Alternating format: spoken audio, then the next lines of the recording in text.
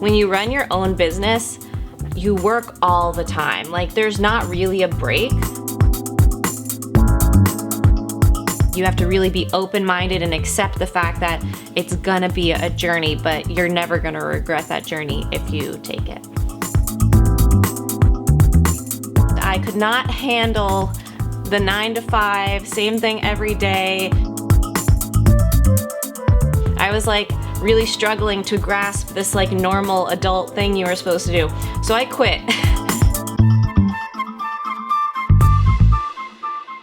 I have a lot of passions. I think I'm a passionate person in general, and I like to say that my passion is being passionate, because anytime that I can really commit to something, give something my everything, that's what I enjoy the most. So in school, I always did really, really well if it was something that I loved, and I always did like, kind of not so well. If it was something I didn't really want to do, I would just rush through it so that I could focus on those things that I really wanted to do. But when it was one of those things, I just, I was hooked. So I'd say a few of my passions are fitness, and that's kind of what got me into everything. I love practicing different types of fitness. I love teaching fitness.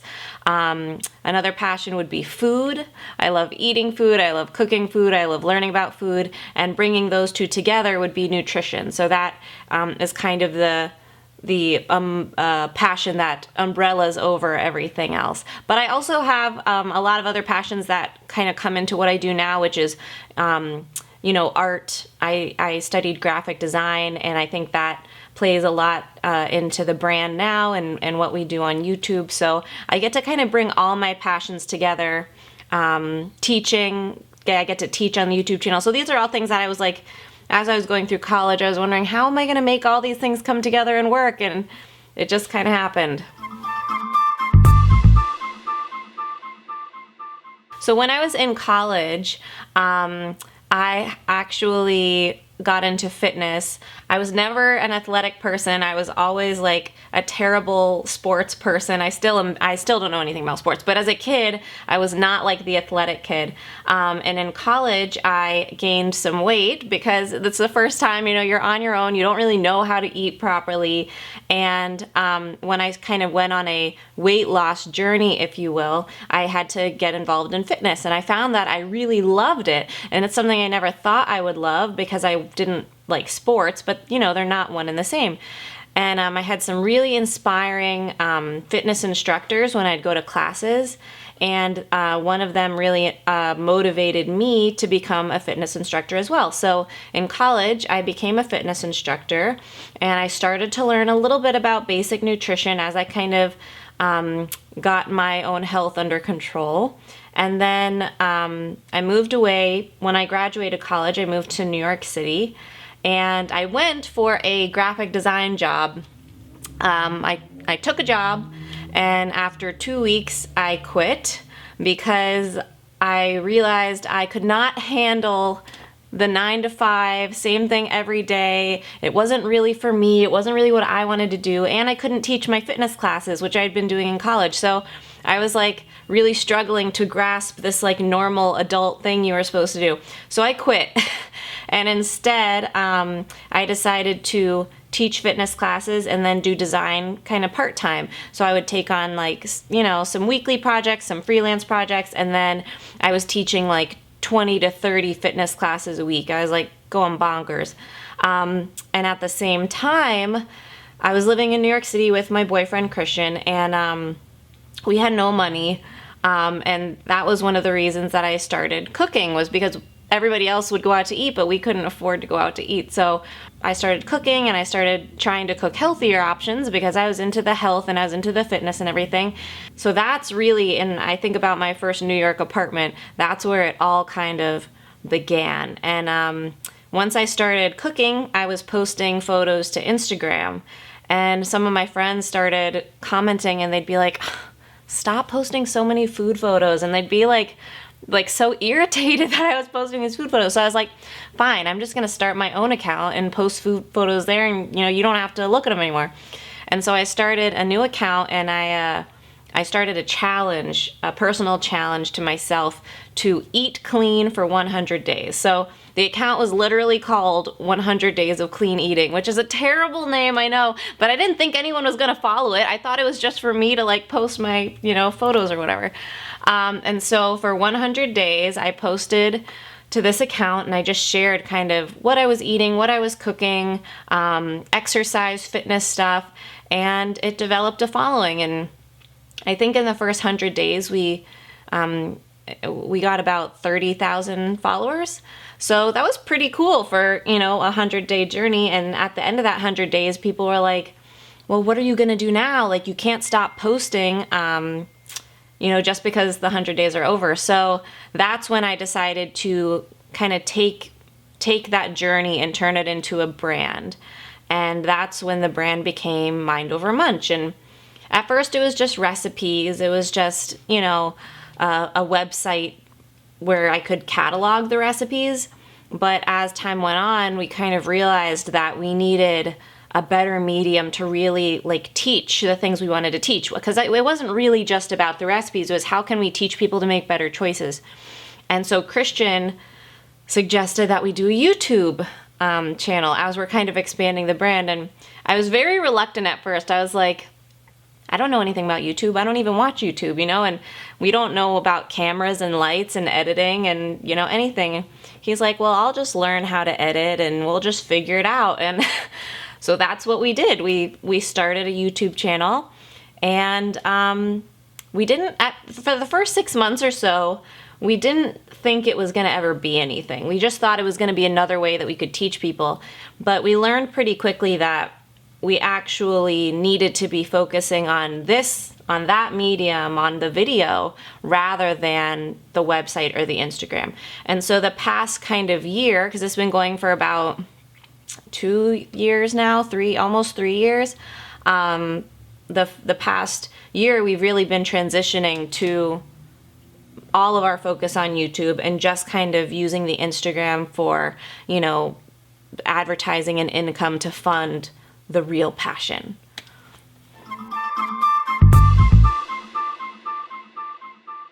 Oh, there's so many things. I love the flexibility. So, which is like a catch-22 because when you run your own business, you work all the time. Like there's not really a break. Like we wake up at 6:30, 7 in the morning. We go to bed at like midnight and we literally get up. We come sit down, we work, or I cook, or we film, or whatever, and then maybe I get that 1 hour in for gym time.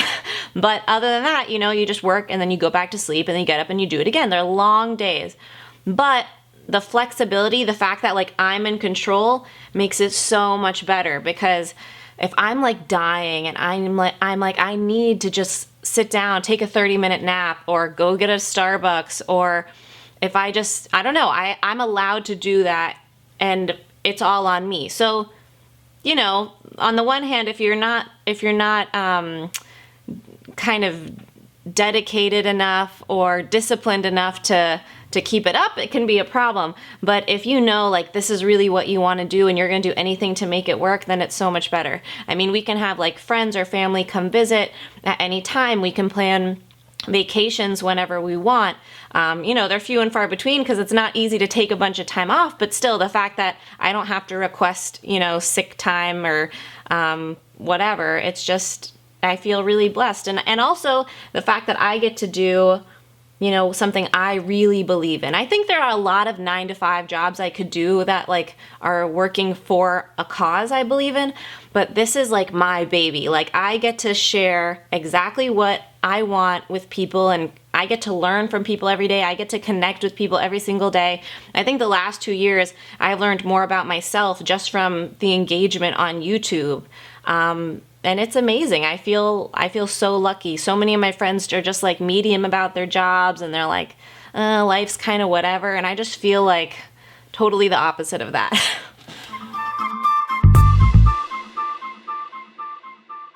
I think Christian and I are both very creative people.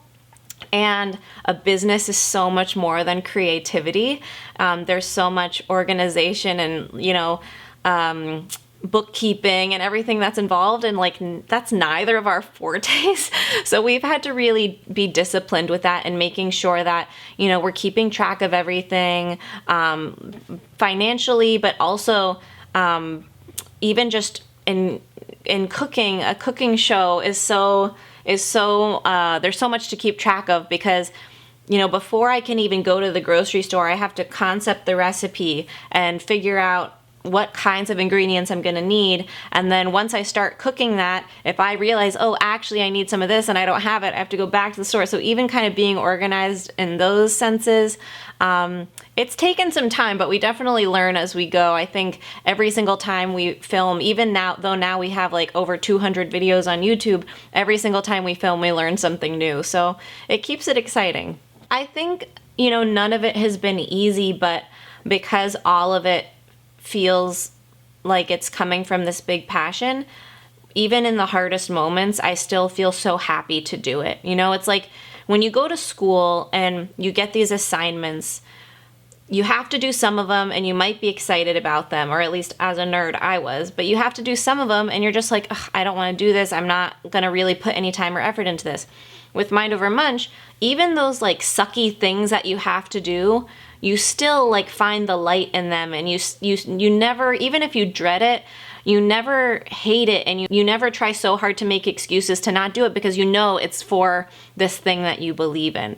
So I think even though it's hard, it's not terrible, and it's all worth it because it's your baby.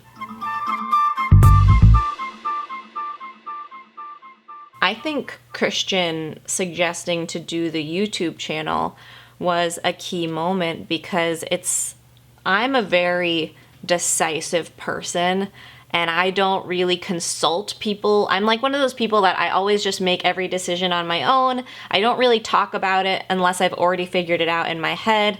And for someone to come and like propose an idea like this to me was kind of like out of the ordinary. And so for him to like say this, I was like, I don't know. It was the first time anyone had kind of like challenged me on something like that. And it ended up being like the most inspiring thing ever. So I think that moment taught me to, you know, be open beyond yourself, even if you are really confident in like the things you believe in your baby, like understand that other people can bring so many great things to the table too.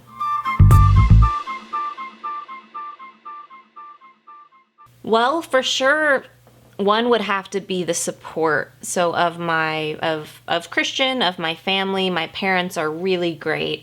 I think once they saw that I wasn't gonna give up on this and I was gonna make it a thing, they did everything they could to support and help me, and you know, they tell all their friends, and it's really embarrassing, but it's awesome to have that support and know that they think what I'm doing is good and real. So definitely having the support of others around you.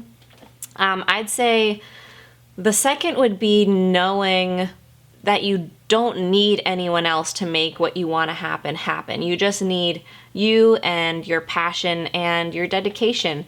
I think if you're a disciplined person, or if you can find the discipline for the sake of your passion, then you can make this work. I mean, you figure it out as you go. If you don't know how to do something, you look it up. I mean, we're constantly, we'll get like emails from businesses and for agreements and stuff, and we have no idea what they mean, and we're like Googling it as we go. You know, you just figure it out, and you think everybody else knows more than you, but they don't. They don't know either. So kind of accept and embrace that.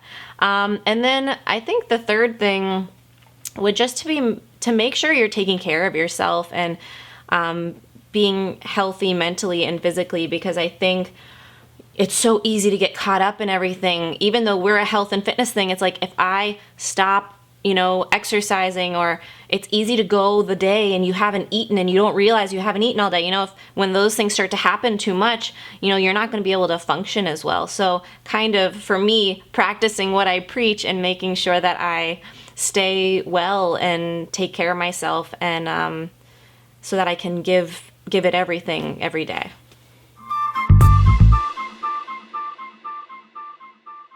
Part of the problem is with Instagram, you get such a short attention span from people. You know, they scroll, the functionality of it, they scroll through their phone, they see it, in a half a second they decide, do they want to give you any more time or not?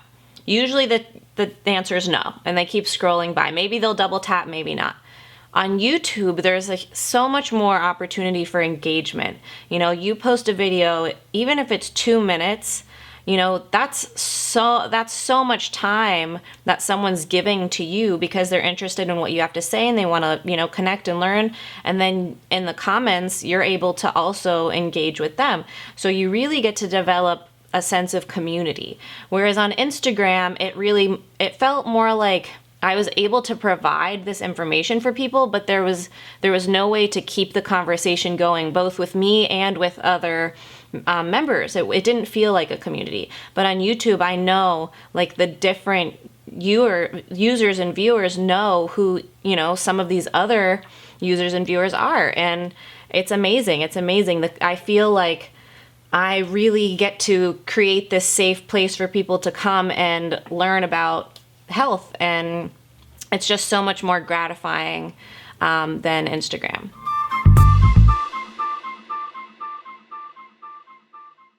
My number one piece of advice for anyone just starting out is educating yourself, because we only, like I was saying earlier, you know, you don't know what you don't know until you know it. So the more you can learn, the more equipped you are to make an educated decision. And also to give yourself a little bit of slack and recognize that you don't know everything and you're not going to know everything at once. So, you know, read as much as you can, read books and articles and watch YouTubers and, you know, immerse yourself with people who live lives that are similar to yours and different than yours, because we can learn just as much from people who live different lifestyles than our own. But at the same time, you don't need to listen to everything they say. You know, decide what resonates with you, what you maybe want to do a little bit more research on because it's, you know, sticking with you, or what kind of rubbed you the wrong way and you want to forget. I think having the ability to make those decisions about what feels right with you and your body is so important. You can't just do something because so-and-so says to and says it's the healthiest thing ever, because it might not be for you. So just learning as much as you can, really.